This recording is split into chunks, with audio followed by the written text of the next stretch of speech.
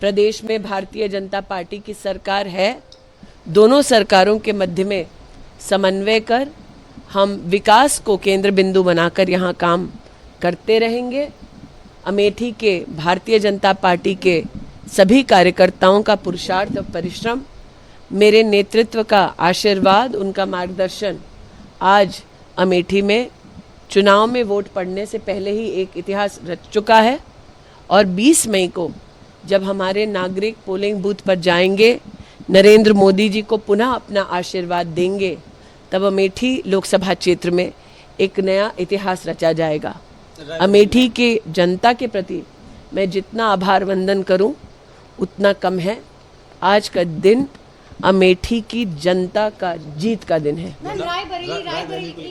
रायबरेली में ये कहा जा रहा था कि इसीलिए राहुल गांधी ने चुना क्योंकि वो सेफ सीट है, लेकिन क्या आपने जो विकास किया अमेठी में शायद ये भी वजह हो सकती है कि इसलिए वो अमेठी छोड़? देखिए, पिछले 3 वर्षों में मैं रायबरेली में दिशा कमेटी की अध्यक्ष रही, सोनिया जी को चेयर रही। इन 3 वर्षों में मैंने स्वयं देखा कि चाहे वो प्रशासनिक कार्य हो या रायबरेली की जनता की दरकार हो, कांग्रेस का शीर्ष नेतृत्व रायबरेली में जनता की सेवा के लिए उपस्थित नहीं था। मैं भारतीय जनता पार्टी के रायबरेली के प्रत्याशी को अपनी ओर से शुभकामनाएं प्रेषित करती हूं। आज उन्होंने नामांकन भरा है और जनता भी ये जानती है रायबरेली की कि जिन्हें अमेठी ने अस्वीकार कर दिया, जो अमेठी छोड़कर वायनाड चले गए, वो रायबरेली के पूर्णता कभी नहीं हो पाएंगे। प्रश्न ये उठता है कि उन्होंने वायनाड में कहा कि वायनाड ही उनका परिवार है, तो आज रायबरेली में क्या कहेंगे? प्रधानमंत्री ने कहा कि वो वायनाड राहुल गांधी हार रहे, इसलिए सुरक्षित सीट तलाश रहे हैं, क्या कहेंगे?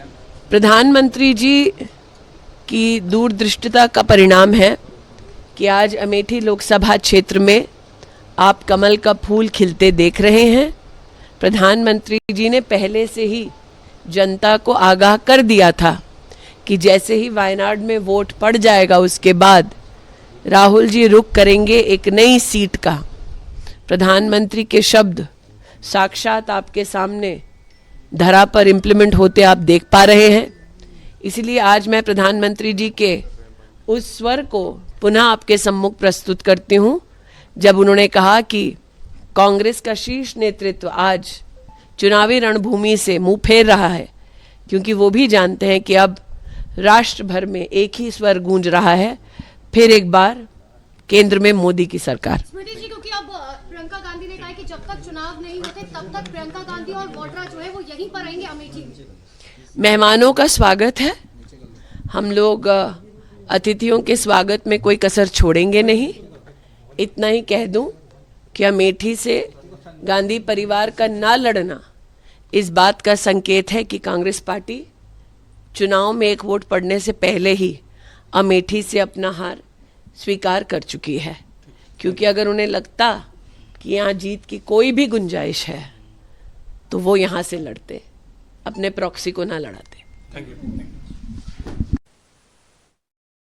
फिर कांग्रेस पर स्मृति ईरानी का तंज सुन रहे थे, जहां पर उन्होंने साफ तौर पर बोला कि राहुल डर की वजह से अमेठी छोड़े हैं, मेहमानों का स्वागत है। ये भारी तंज आप स्मृति ईरानी की तरफ से सुन रहे थे। चलिए खबरों में आगे बढ़ते हुए बताते चले कि बीजेपी सांसद ब्रजभूषण शरण सिंह के छोटे बेटे करण सिंह और बीजेपी प्रत्याशी ने आज कैसरगंज यानी कि उत्तर प्रदेश की लोकसभा सीट कैसरगंज से नामांकन दाखिल कर दिया है।